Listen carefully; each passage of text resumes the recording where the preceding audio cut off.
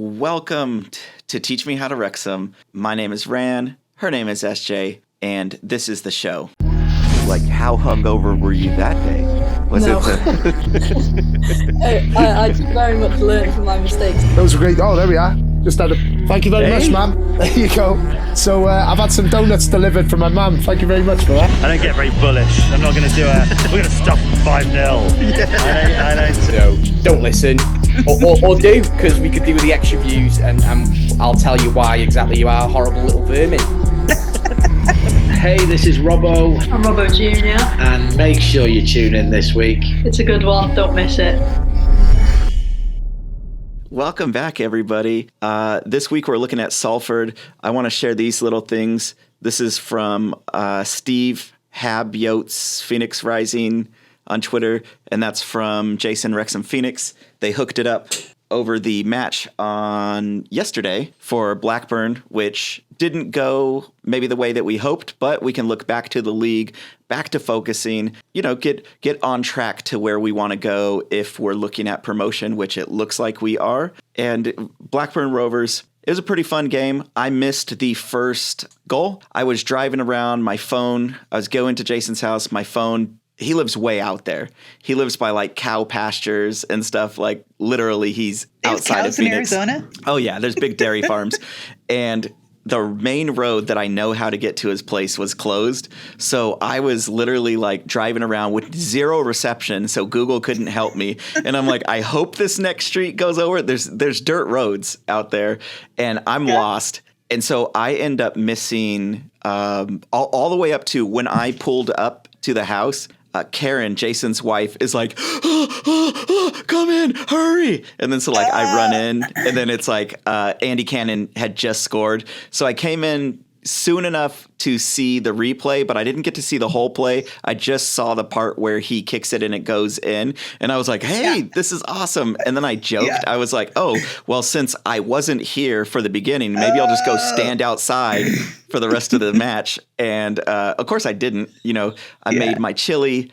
It was delicious. And so stayed in and we hung out, had chili dogs, some hot dogs with chili on them, and enjoyed our time until the 4 goals went in. Wasn't like the best of time, but it's always good meeting up with people, spending time, getting to talk, hang out, and then especially like mutually bond. Out here in the U.S., we don't have that many people in our workplace or in our everyday life that are Wrexham fans that you can talk about what you're thinking about or what you're feeling, etc. So it was cool to hang out with some people. And this guy, Jacob, just moved out here from Wales, I think 4 months ago. And I think his wife is American. And so he was bringing some extra knowledge about Wales and about Wrexham during the match. So that was a good distraction between his goals. But yeah, anyways, we're looking onto Salford today. It's like the ball, my precious. Yeah. I mean, you missing the first goal, that's like all the people that had the buses and there's pictures of like, it literally looks like 1,000 people outside waiting to get in and missed the first goal because they couldn't get in. That's like such a bummer. Yeah. Well, which is obviously my situation's worse. Obviously. I mean, let me say I 10 more times and me. But no, I saw Bryn Law's post, and he missed the first goal. There's so many people just queuing in to get in.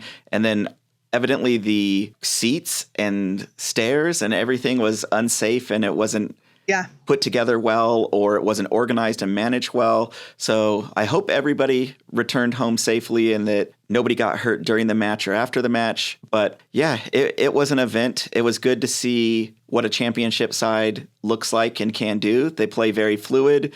They move to the ball very fast. And yeah, that's something that we're going to have to improve if we are going in that direction. It's the good takeaways. I'm trying to be positive of the good things to take away and not just sit in negative land. Yeah. I don't know. When I watched their FA Cup match before ours, that was what I noticed was like very precise passing and really good footwork. And then I was like, and that guy, he needs shut down. Like those were like the three things where I was like, this has to happen, or But again, I want to see Wrexham win every match, so I wasn't looking to the next round, but I was trying to have full confidence, like. If I could will it in to manifest them to win, which obviously doesn't happen, but I'll be the dumb American that's out of touch with the EFL or with Wrexham in League Two. I thought there were some good takeaways out there. A huge crowd of support traveled out on a school night, a work night. Over 7,000 people were there in not the best conditions and not the best stadium and hospitality that you could receive, but still were loud, were singing, making noise, supporting the team. And we scored a goal against a championship side. Yeah. You can't be mad about that. Yeah. Cannon. And also we had some other good looks. James McClain could have put one in, dropped right at his feet, bounced up to about shin level and then took it sideways. That could have been. He's missed a couple of shots almost exactly like that, where it's this almost volley, this bouncer that's coming right to him, perfect position, and he's just lacking a little bit on that finishing power. But those are looks that we had that we could take. And I think the shots on goal, I don't remember the specifics, but we weren't that far away. Maybe they had 19 and we had 15, but their completion upon their shots on target were obviously a lot higher than ours were.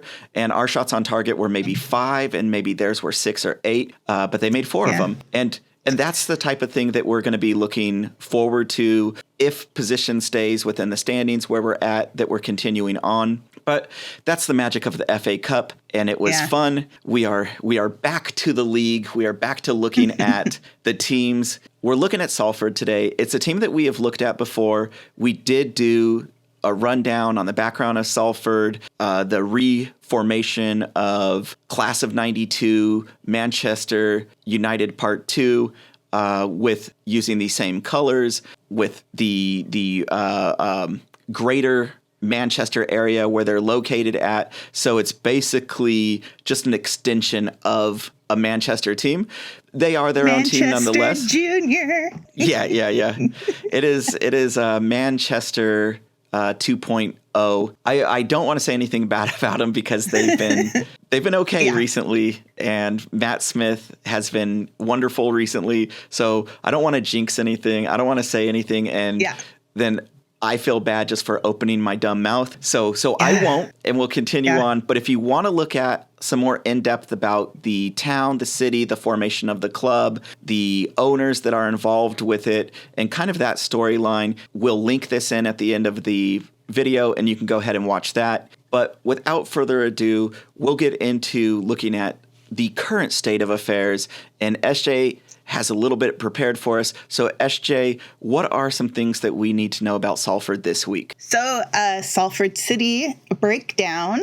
They are, they've played 19 matches. They're 19th on the table. They've played 29 matches. Yeah, they've been missing some. Yeah. They'd have to that's missing more Tuesdays, I think, than exist to the end of the season. Anyways, they're 19th in the table. They've played 29 matches, 31 points. Wrexham are number 2 with 52 points. And then their performance, 8 wins, 17 draws, 14 losses. They're struggling. Goal difference, -12. So that's 39-4 and 51 against. And that is 1.34 per match is their shooting, or scoring percentage. And then Wrexham, we're goal difference 17 plus 17. And then we have 54-4 and 37 against. It's almost the exact opposite of them. Their top scorer, number 17, he's their striker. He has 18 league goals, but he also has 2 other goals in League Cup matches. He has 1 assist, 3 yellows. So he's definitely their best player. I don't want to say overall, but he's the one that stands out. And then their keeper, this is one of the only teams I've found, at least so far, that their keepers played every match that they've played, including league and cup and trophy and stuff. So Alex, Cairns, and I want to say it like, like the Graves. Johnson. Smith. No, but I'm going to say Cairns. He's their number one. He's had 29 appearances, 7 clean sheets, 73 saves. His goals conceded are 1.69. And then, so, he's had all 51 of their goals against have been against him. And again, usually their goals against is divided up into more than one keeper. So he bears the burden. So his save percentage is 60%. Okonkwo, our current primary keeper, his 17 appearances, he's had 8 clean sheets. That's 15 goals against with 52 saves. So he's conceded 0.91. You hush your mouth right now. He's not conceited. He's a humble man. He's a gentle giant. You leave him alone. Sorry. So positively, he has a 78% save rate percentage. So, I mean, quote. Hey, that's passing. Yeah, it's passing. And then moving into the discipline, and when we look at the discipline table, they are number 4 from the worst. So they are tied with, I always screw this up, Morecambe. Yeah. You know how to say it. Yeah, Morecambe. Yes. Them. They're tied with them. Yeah. Yes. With 77 points. So they're 4th worst in the table. And they have 59 yellows and 6 reds. Wrexham are no longer 10th. We're 12th. Our discipline's getting a little bit better.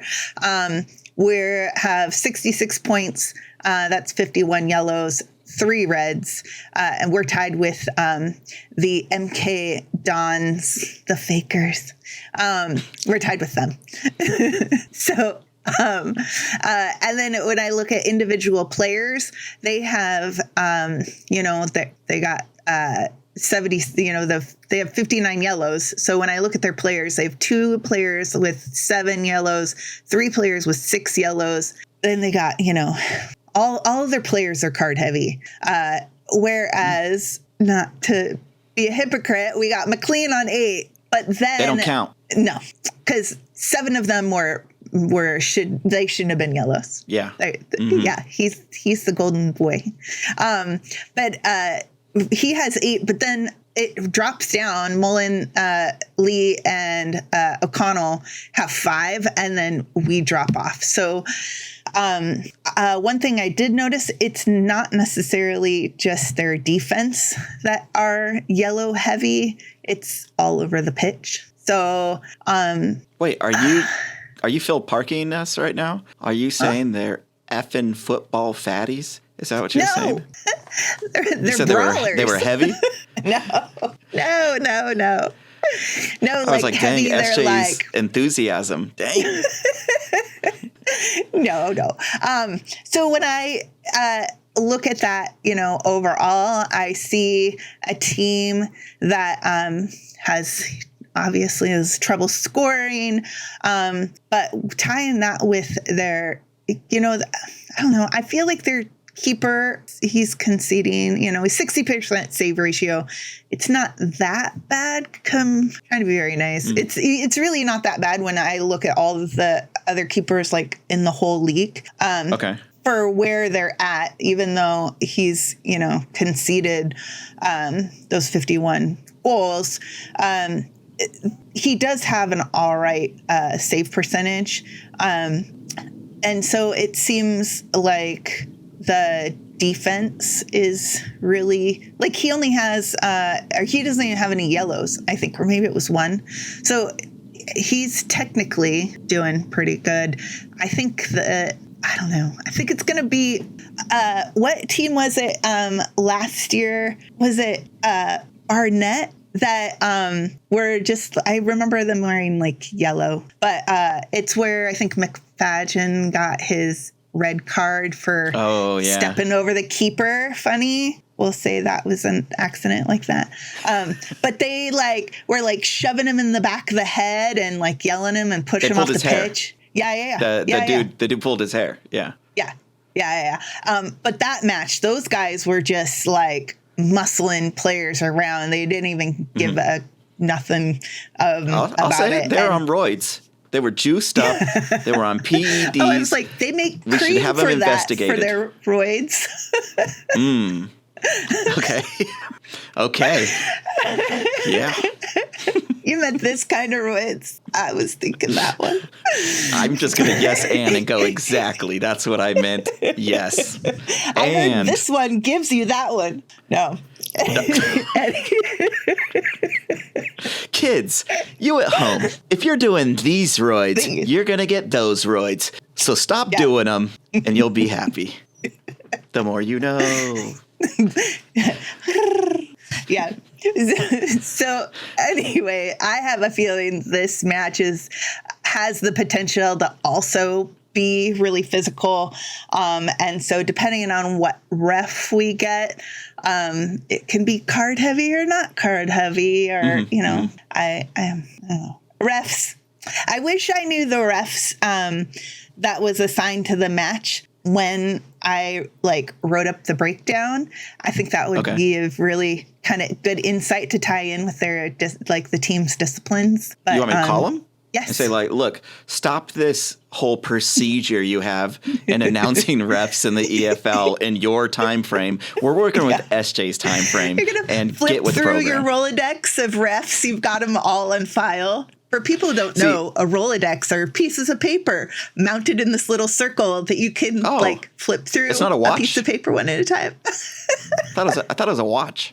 It's not a watch. That's Rolex. That's Rolex. I guess you know my tax bracket. Poor. I do have a Rolodex. No, that's my tax bracket. So anyway, one thing. Oh, did you have anything to add to their breakdown? Serious content? Or not. So I mean, if we're talking about the team, roids. I mean, do you have anything else? Yeah. Well, so they have a big redwood, California redwood. Ooh, you guys have those in Oregon too, the redwoods out there. You have those giant ash trees. They happened to name theirs. They personified it, called it Matt Smith. So you got this 6'6", tall, linebacker for no reason, shoulders within soccer, football, European football, which makes no sense. You don't need shoulders that big at all. But that big Mother Goose, he had a hat trick. That's his second hat trick this season. He put the first one in was a header.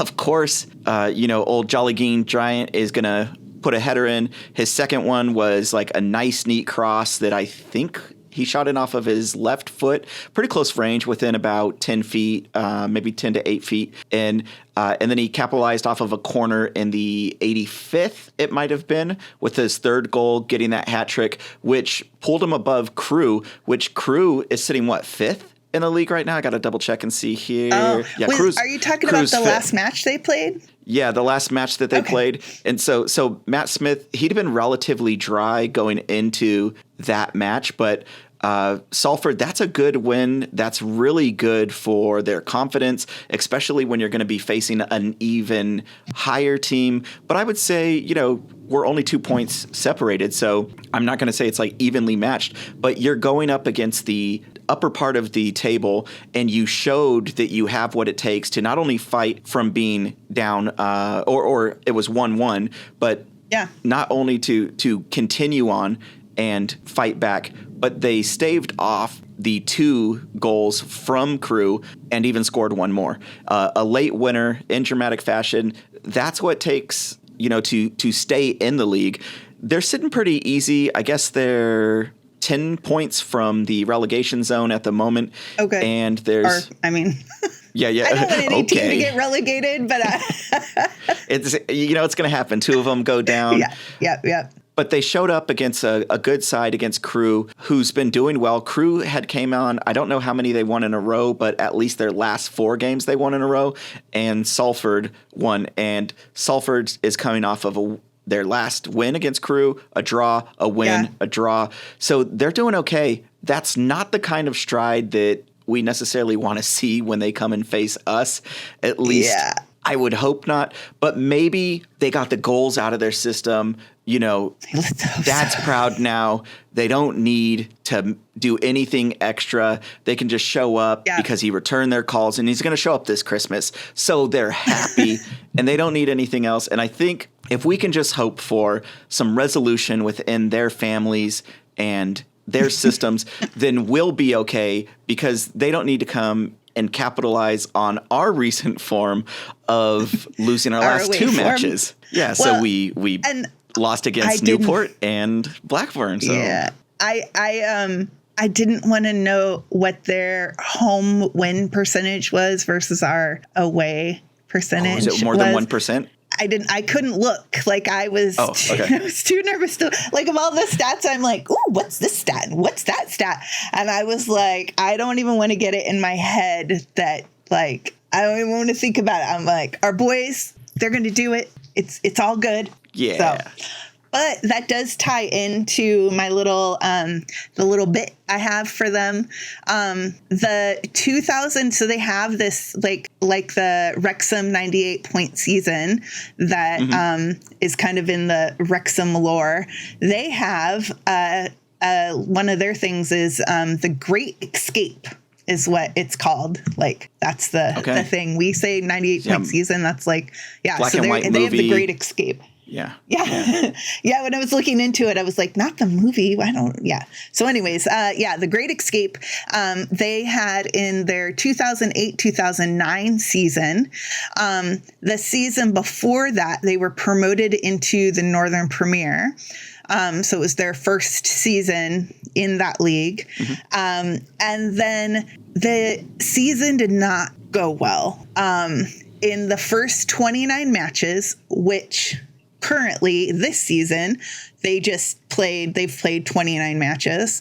So that's kind of, I found interesting. It's a little parallel here. They, in their first 29 matches that year, lost 22, won 2, and drew 4. So they were like, like getting hammered, getting relegated. Like they were, So then they made a bunch of changes. I don't want to get into the grit of it, but they made some management changes. They had a few players in and out.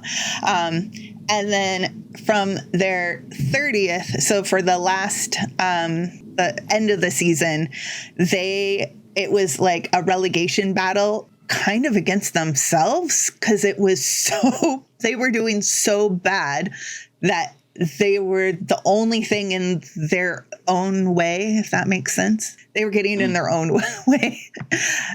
I mean, I was like, I always feel bad when I'm like, that team is so bad. How bad are they? Right? Yeah. But I mean, just based on the numbers, they were, and the team itself, like they were basically scrambling to do anything they could to try to get, the season turned around. And they call it the Great Escape because their last 10 matches, they won 8, 11 matches. They won 8, drew 2, lost 2, won 8, lost 2, and drew 1, and got them out of relegation, saved them. So it was their last 10 matches of the season that kept them from getting relegated. And it was such almost like black and white turnaround for their last few, the last like quarter of the matches that season, that it's cemented in the team lore as the Great Escape, the season of the Great Escape. So I found that interesting because they just played 29 matches against us. They're not necessarily cemented into relegation, but they're, I mean, you know, at like 19, but they're definitely concerned about it. And definitely like, I have a feeling like last year, the reason why I know about the 98-point season is because last year with that competitive of knots and racking up all those points, there was still this like fear in the mind of, you know, like longtime Wrexham fans of like, it looks good, but we've seen this before. And so I wonder how much the Great Escape, like, I don't see Salford City fans calling it quits and giving up on their team. Like, I think they're going to back their team to the very last match just because they had this season in their history where they turned it around out of nowhere, kind of, and were able to stay in the league. So that's the little bit I have on them. Yeah. Okay. Well, before anybody thinks that we're taking too kindly, just as a reminder, yes. We want them to lose. This is the team that the class of 92 started their new stadium and stole the picture of Wrexham fans and photoshopped it into their promotion package of fans walking into the stadium. So shout out if you were in that photo and you were there used for Salford's promotional package. Shout out to you. You are the real MVP. To you were a Salford fan. You were holding it down. I'm not going to say that. Look, no, we already have enough. Unbeknownst. Yeah. Yeah. Okay. Yeah. I was like, I'm not calling them Salford fans. I was like, everybody there was like Wrexham fans. I just think like it would be like getting photoshopped into any kind of event that you're like, I don't know those people, right? True. You know, like. But which brings up a good point. I don't care if anybody photoshops me. I just don't care. So if anybody ever wants to Photoshop me into anything, feel free to do it. I know you won't because nobody else cares either. So it's a beautiful thing about it. But looking back at Salford and the recent form, moving into our recent form and where we're going to be going next, before we wrap up our Salford talk and talk about maybe any predictions that are going in, is there anything else we need to know or anything that you could think of before we move on? No, I mean, that's all the stuff I got. Okay. Yeah. All right. Well, Salford, I don't have any ill blood towards Salford. Matt Smith, you know, just don't get another hat trick. What's wrong with you? Like, you should have played basketball. What are you doing? This is the wrong league for you. Don't appreciate it. Don't appreciate that height that you're bringing. But let's take a look at this upcoming season, this upcoming weekend, and the match that we're going to play. It is an away game for us, and our form has suffered as such. So, how are you feeling? And are you going to be so bold to give any predictions? I'm feeling great. I have confidence, you know, behind the team. I have confidence in our boys. The numbers stack up for a win. I don't like to jinx it and be like, we're going to go destroy them because, you know, that always seems rude. But if I go off the numbers, you know, I'm like looking at their discipline. I'm looking at the, you know, points and how their keeper does. I have a good feeling that it's going to be a positive outcome. So, confidence in the keeper, Conquo. I think with our away form, I'm going to say 2-0. Oh, okay. Yeah. I think I'm not going to say 2-0. I'm going to play it safe, and I'm either going to go a draw, 0-0, or 1-1. Okay. I'm playing it a little bit more safe. We need something. A good win against Salford would be great. That would be a good win. We got to have the points. We could have moved up in the league. We had the opportunity against Newport, and we didn't. So there's a little bit missing. I don't know how you feel about our back line, our center backs, and how that's going, but it definitely, Blackburn showed that we don't have the pace to keep up with the speed of the attackers, and especially the speed of the attackers that we're going to see in League One and looking forward on. I won't go so far as to say, oh, yeah, when we get to the Championship League yet. But if we're sitting in this, if the league ended today, yes, we're getting promoted. but we do have holes. We do have places that we need to fill.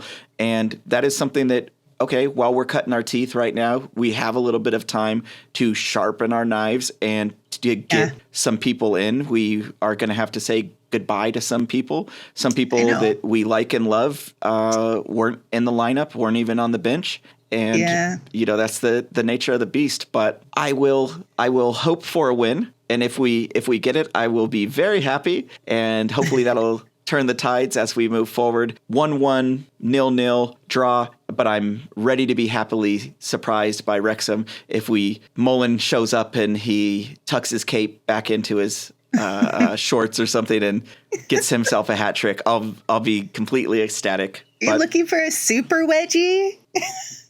A cape and his shorts? Super wedgie. Yeah, you're bringing me back to school right now. I will not sleep tonight. And on that note of bullying and fond memories of the past, we'll wrap today up.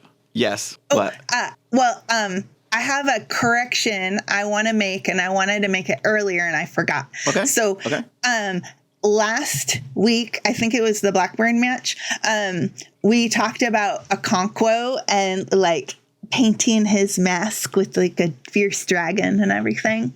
And I called out that it was Wrexham, the trainer revival, but it's actually Zebra Customs. He's the one that does all the cool boots and the cool mask. And it was his post that I saw that he was saying like, oh, if I could get a hold of that, like the cool things I could do. And so I just when felt you say bad Zebra Customs, is that different than Zebra Customs? Or are those two different people? The stripes go the other direction. Dang. So there's one who is the originator. He's been in Wrexham, big Wrexham fan.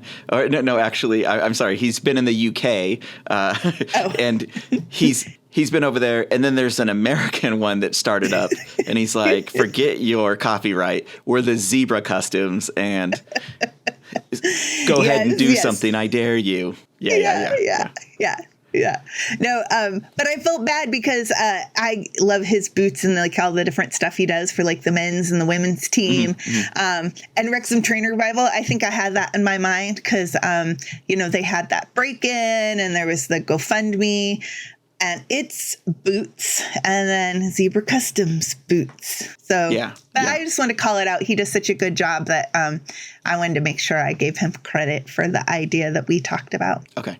And then in the next episode, you come back and you say, I want to correct that it's Zebra Customs, not Zebra Customs. So the correction of my correction. If you read it, it'll read the same. But if you ask for it in person, if you're walking around Wrexham going, Zebra Customs, where are you? Then, right. Yeah, no, you'll Zebra Custom. So anyways. Well, we learned it. As Americans, we learned how to butcher other people's languages and not care. We learned it from the British because the British can't pronounce anything that isn't English, sometimes even English. And then we learn the same. We're like, oh yeah, let's just call it cilantro. Yeah, that sounds right. That's what it is. If you're gonna go there, it's cilantro. But if you're gonna say cilantro, then just call it coriander. Like this is my help to everybody that's out there that has a hard time rolling R's. Just call it coriander. Like stop saying cilantro. It hurts. It hurts Spanish speakers' ears so bad. Everybody's going. It's like, it has some tacos. Has some tacos with some cilantro and some salsa. It sounds like bad food. But anyways, before this gets completely out of hand and I offend everybody that's out there, thanks for tuning in. If you want to catch some more in-depth information about Salford, up somewhere, SJ? It's somewhere around? Oh. I don't know where. Oh, yeah. Where's the cards at? Salford. Yeah. Catch it here. And I will put the link in right there. Yeah. Well, thank you, everybody so much. Have a great day. We'll see you soon. And up the town. Up the town. Oh. And then if you want to say your. Like and subscribe and watch the Salford City video. Or is it like and subscribe and watch this video? It's one or the other of them. Thanks. All right, bye. Bye.